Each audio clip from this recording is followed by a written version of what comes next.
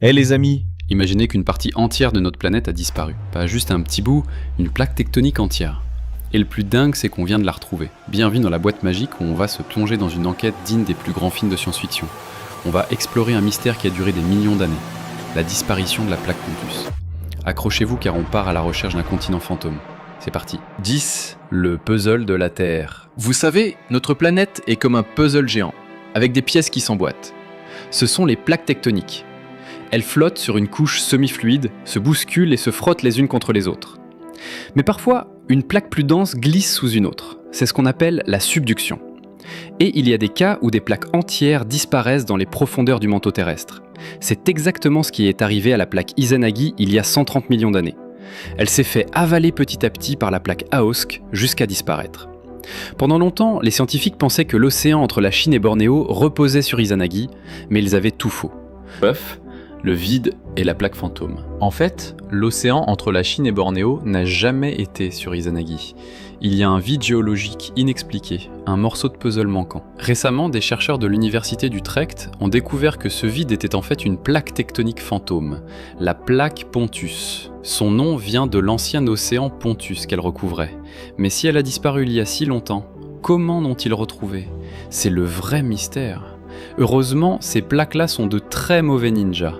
Avant de se faire avaler, elles laissent des traces. Les indices magnétiques. Les scientifiques ont suivi les traces de la plaque Pontus, mais pas des empreintes de pas. Ils ont cherché des roches, ces incroyables témoins de l'histoire de la Terre.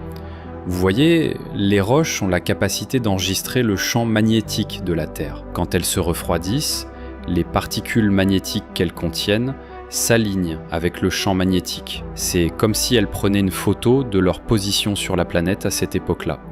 Les chercheurs se sont donc rendus à Bornéo pour étudier des roches, et ils ont fait une découverte stupéfiante. Numéro 7. 7. La preuve dans la roche. Les roches qu'ils ont examinées provenaient d'une région beaucoup plus au nord que Bornéo. Leurs coordonnées ne correspondaient pas du tout à la plaque Izanagi, ni à aucune autre plaque connue. Ils ont tout de suite compris deux choses. D'abord, ils avaient devant eux une énigme géologique. Ensuite, une plaque tectonique cachée, une plaque fantôme, devait exister à cet endroit. Pour reconstituer le puzzle, ils ont utilisé des modèles informatiques pour étudier la région sur les 160 derniers millions d'années. Et grâce à ça, ils ont pu visualiser la plaque Pontus dans toute sa splendeur. L'âge du géant. Les échantillons de roches de Bornéo ont révélé que la plaque Pontus a au moins 135 millions d'années. Elle s'est probablement formée il y a 160 millions d'années ou plus. Mais une chose est sûre, elle était gigantesque. La plaque Pontus faisait environ un quart de la taille de l'océan Pacifique. Malheureusement, il y a 20 millions d'années, elle a commencé à disparaître, subduite sous la plaque australienne au sud et la Chine au nord. On pourrait se demander si quelques roches et une reconstruction informatique sont suffisants pour prouver l'existence d'un tel mastodonte. Eh bien oui, mais il y a plus. 5. Le jeu de cache-cache des plaques. Les plaques tectoniques ne sont pas très douées pour se cacher. Avant de disparaître, elles laissent d'autres indices. Elles peuvent modifier la composition du manteau terrestre, provoquant la formation de volcans, de tremblements de terre et de tranchées océaniques profondes. Le processus de subduction peut aussi créer des anomalies de température dans le manteau, et ces anomalies on peut les détecter. C'est ce qui a permis à la communauté scientifique de soupçonner l'existence de Pontus depuis plus de 10 ans, en étudiant la région autour des Philippines. Mais pour voir ce qui se passe sous la surface, les méthodes classiques étaient trop chères et pas assez précises. 4. L'ultrason de la Terre. Des experts viennent de mettre au point une nouvelle technique révolutionnaire qui nous permet de voir ce qui se passe sous nos pieds.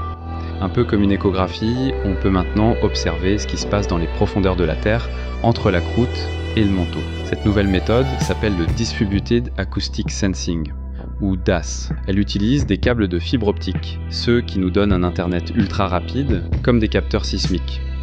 Des faisceaux laser sont envoyés à travers les câbles, et quand le sol bouge, le laser envoie un signal qui nous permet de mesurer la vibration. C'est comme si le câble devenait des centaines de détecteurs de tremblements de terre sur une zone immense.